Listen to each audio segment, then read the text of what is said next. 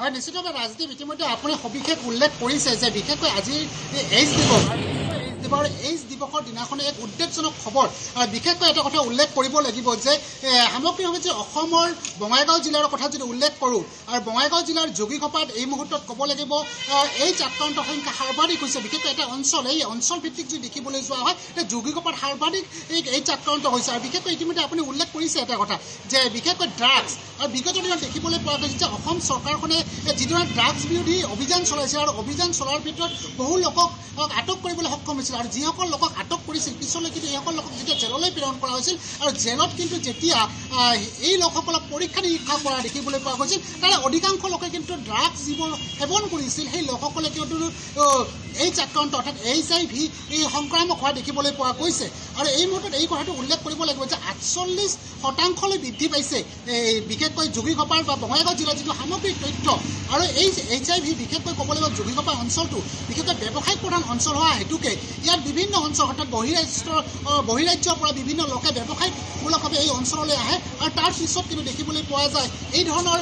যি HIV বা AIDS আক্ৰান্তৰ সংখ্যা বৃদ্ধি পোৱা দেখিবলৈ পোৱা যায় আৰু এটা কথা উল্লেখ কৰিব লাগিব পূৰ্বত যদি আমি এইডছৰ আক্ৰান্তৰ সংখ্যাটো বৃদ্ধি হোৱাটো দেখিবলৈ পাওঁ তেনেহ'লে দেখিবলৈ পাইছিলোঁ যে অসংৰক্ষিত যৌন সম্পৰ্ক এই কথাটোত আমি দেখিবলৈ পাইছিলোঁ কিন্তু যোৱা 2 বছৰত যদি দেখিবলৈ পাওঁ বা চলিত যিটো বৰ্ষ আছে 2014 বৰ্ষ 2024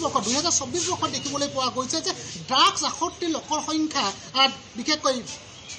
HIV সংক্ৰামক বৃদ্ধি হোৱা দেখিবলৈ পোৱা গৈছে মোৰ সৈতে যিহেতু চৰন্ত আপোনাৰ ক্ষুদ্ৰ প্ৰাথমিক স্বাস্থ্য কেন্দ্ৰত আছোঁ চিকিৎসকগৰাকী আছে মই পোনে পোনে আপোনাৰ পৰা কিছু কথা জানিব বিচাৰিছোঁ যে এটা সময়ত দেখিবলৈ পোৱা গৈছিল যে অসংৰক্ষিত যৌন সম্পৰ্কৰ দ্বাৰা ড্ৰাগছ HIV সংক্ৰামক বৃদ্ধি পাইছিল কিন্তু এইবাৰ দেখিবলৈ পোৱা গৈছে যে বিশেষকৈ ড্ৰাগছ আসক্তি লোকৰ সংখ্যা ড্ৰাগছত HIV বেছি হৈছে কি ক'ব হয় আমাৰ এই অঞ্চলত বেছিকৈ ড্ৰাগছ সেৱন কৰা মানুহ আছে আৰু চিৰিং শ্বেয়াৰিং কৰা মানুহ বহুত বেছি আছে আৰু অসুৰক্ষিত যৌন সংগম যিটো হয় এই অঞ্চলত বেছিকৈ দেখা যায় গতিকে স্বাভাৱিক আৰু এইডছ হোৱাটো এই এৰিয়াত আমি যিমান দূৰ জানো মানে এইডছ হোৱা সংক্ৰমণ হোৱাটো সংখ্যা বাঢ়ি গৈছে আগতকৈ এই উদ্বেগজনক খবৰ বিশেষকৈ এই ড্ৰাগছৰ যিহেতু চৰকাৰখনে ড্ৰাগছ মুক্ত কৰিবৰ কাৰণে যিখিনি পৰিকল্পনা কৰিছিল সেই পৰিকল্পনাৰ পিছত দেখিবলৈ পাইছে যে এজন লোকে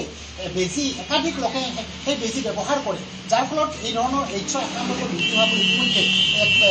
উল্লেখ কৰিব পাৰি কি ক'ব হয় এইটোতো সত্য কথাই মানে ড্ৰাগছ সেৱনটো বেছি হৈ গৈছে আৰু চিৰিং শ্বেয়াৰিং যিটো বহুত বেছি আৰু আপোনাৰ আমি